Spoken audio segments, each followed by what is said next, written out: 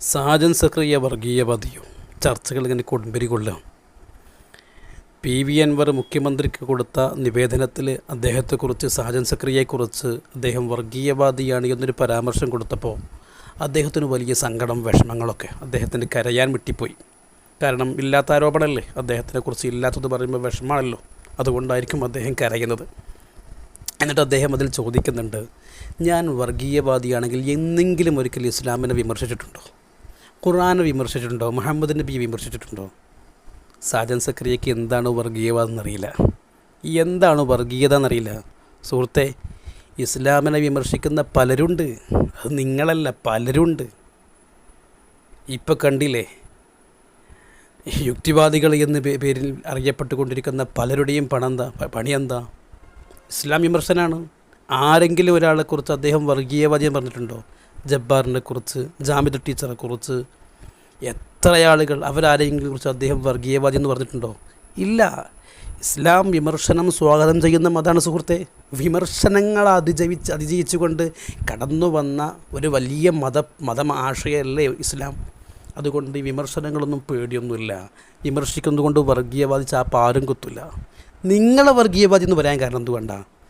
കേരളത്തിൽ നടക്കുന്ന ഏതെങ്കിലും ഒരു പ്രശ്നങ്ങളുണ്ടെങ്കിൽ അതിൽ മതം നോക്കിയിട്ട്, ആളുടെ പേര് നോക്കിയിട്ട് ആ പ്രശ്നത്തെ ഡൈവേർട്ട് ചെയ്യുന്നു. ഞാൻ ഒരുപാട് ഉദാഹരണമൊന്നും പറയുന്നില്ല. ഇപ്പോൾ നടക്കുന്ന പ്രശ്നം നോക്കി നിങ്ങൾ. PV അൻവർ എന്ന് പറയുന്ന ഒരു ഇടതുപക്ഷത്തിൻ്റെ MLA പോലീസിൽ നടക്കുന്ന അരാജകത്വങ്ങളെക്കുറിച്ച് ഒരു വെളിപ്പെടുത്തൽ നടത്തിയപ്പോൾ അതിനെ നിങ്ങൾ ഏത് കണ്ണുകൊണ്ടാണ് വീക്ഷിക്കുന്നത്? ഇസ്ലാമിക വിപ്ലവം എന്നല്ലേ? ഇതാണ് വിഷയം. ഞാൻ അതിൻ്റെ വീഡിയോ പോസ്റ്റ് ചെയ്യാം, ഒന്ന് കണ്ടു നോക്ക് നിങ്ങൾ. CPM ഇസ്ലാമിക നേതാക്കളും നേതൃത്വം കൊടുക്കുന്ന ഒരു വിപ്ലവമാണ് വാസ്തവത്തിൽ ഇപ്പോൾ ആരംഭിച്ചിരിക്കുന്നത്. ഇതേ കണ്ടില്ല നിങ്ങൾ? ഇപ്പോൾ ഒരു ഭരണപക്ഷ MLA ആകുന്ന അൻവർ എന്ന പേരുള്ള ഒരു MLA, അദ്ദേഹത്തിൻ്റെ അനുഭവത്തിൽ ചില കാര്യങ്ങൾ വെളിപ്പെടുത്തി. സത്യമാണോ അല്ലെന്നൊക്കെ കാര്യം കണ്ടറിയേണ്ടതാണ്, എനിക്കറിഞ്ഞുകൂടാ. ഏതായാലും അദ്ദേഹം വെളിപ്പെടുത്തിയതിൻ്റെ പേരിൽ നിങ്ങൾ അദ്ദേഹത്തെക്കുറിച്ച് നിങ്ങളെന്താ, ഈ വെളിപ്പെടുത്തലിനെക്കുറിച്ച് നിങ്ങളെന്താ പറയുന്നത്? ഒരു ഇസ്ലാമിക വിപ്ലവം. ഇതിൻ്റെ കാരണം അൻവർ എന്ന് പറയുന്നവൻ മുസ്ലിമാണ്. എന്നാൽ ഇതേ ആശയത്തെ പിന്താങ്ങി ഒരുപാട് മതസ്ഥരുണ്ടായിരുന്നു, പലരുണ്ടായിരുന്നു. അവരെക്കുറിച്ച് നിങ്ങൾ മിണ്ടുന്നില്ല. അവരൊക്കെ ഇസ്ലാമിക വിപ്ലവത്തിൻ്റെ ഭാഗമാക്കൊക്കെ നിങ്ങൾ. എന്നാൽ ഇതുപോലെ പല കാര്യങ്ങളും വെളിപ്പെടുത്തൽ നടത്തിയിട്ടില്ലേ? മാത്യു കുഴൽനാടൻ നടത്തിയില്ലേ കുറച്ച് മുമ്പ് മുഖ്യമന്ത്രിക്കെതിരെ വെളിപ്പെടുത്തൽ? എന്തേ നിങ്ങളിതിൻ്റെ ക്രിസ്തീയ വിപ്ലവമാക്കാഞ്ഞത്?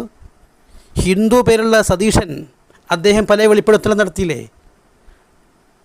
രമേശ് ചെന്നിത്തല നടത്തിയില്ലേ പല വെളിപ്പെടുത്തലും? എന്തേ നിങ്ങളതിനെക്കുറിച്ച് നിങ്ങൾ ഇസ്ലാമിക ഹിന്ദു വിപ്ലവം എന്ന് പറയാഞ്ഞത്?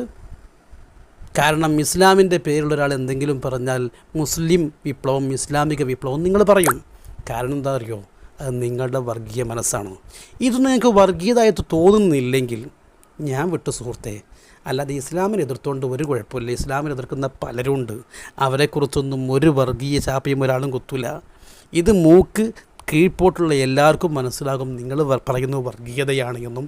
നിങ്ങൾ കേരളത്തെ നശിപ്പിക്കാൻ വേണ്ടിയും കേരളത്തിൻ്റെ മതേതരത്വ മനസ്സിനെ നശിപ്പിക്കാൻ വേണ്ടിയും ഛിദ്രതയും വർഗീയതയും ഉണ്ടാക്കുവാൻ വേണ്ടിയും പറയുകയാണ് എന്ന് മറ്റു പലരും ധരിച്ചു പോയാൽ അവരെ കുറ്റം പറഞ്ഞതുകൊണ്ട് കാര്യമില്ല. താങ്കൾ മാർഗ്ഗം മാത്രമേ പരിഹാരമുള്ളൂ. സോറി.